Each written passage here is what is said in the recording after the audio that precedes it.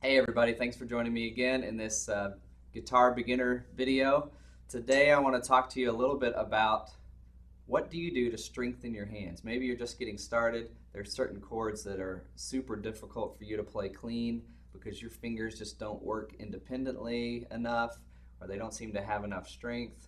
The best thing you can do is just continue to play songs that you want to learn and force yourself to learn those chords. But there is an exercise you can use to warm up that also strengthens your hand and will help you with what ends up being the thing that holds a lot of people back. They start to be able to play the chords, but their right hand is not working in sync with their left. And you need both to be working. This at first is the hardest, to get your left hand to play the chords correctly, but pretty soon you'll be held back by your right hand if you don't pay attention to that as well. So what can you do to warm up and strengthen your hands? There's really nothing that you can do to make this any more fun. It's kind of tedious, but if you'll start your day with this each and every time that you're playing or practicing, I promise you'll see results pretty quickly, like within 2, 3, 4 weeks. So what you do is you take your pointer finger, you put it on the E string in the first fret. This is just going to be the starting position. Now, if you've been playing at all, you're going to notice that on a guitar that's set up correctly, this is actually one of the most difficult notes to fret. This one in the very first fret.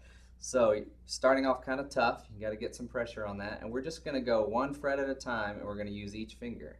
Some of you are going to revolt already because I'm making you use this one, but it's an important finger to strengthen and to be able to use independently.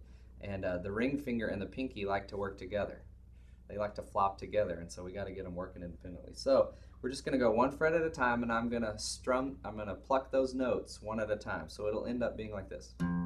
And you want to have as little finger movement as you can. You can actually add each finger as you go and not let any of the others go, because whatever's fretted the furthest up the string is the note that's going to be sung by the guitar. So you don't even have to take those fingers off. One thing about playing guitar is you want to figure out how to minimize the movement and the finger changes. So I call it cheating, but really it's just being fast with your changes and being able to do it with the minimal amount of movement. So speed is not super important on this. You want to go as fast as you can, but getting each note to sing and to sound correct. Now what am I doing with my right hand to make that note happen? I'm actually plucking down and then up on that string.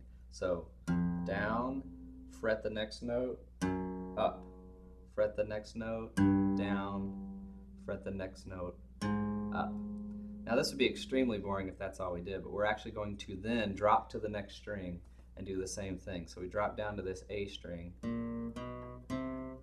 We would do that same thing, drop down to the D string, drop down to the G string, then down to the B, down to the E.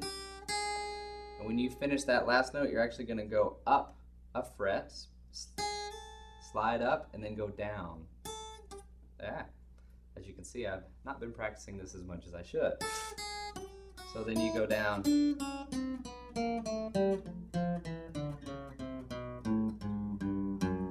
and you repeat that pattern. You slide up to the next fret and you do it again. And again, you only want to go as fast as you can and make each note sing.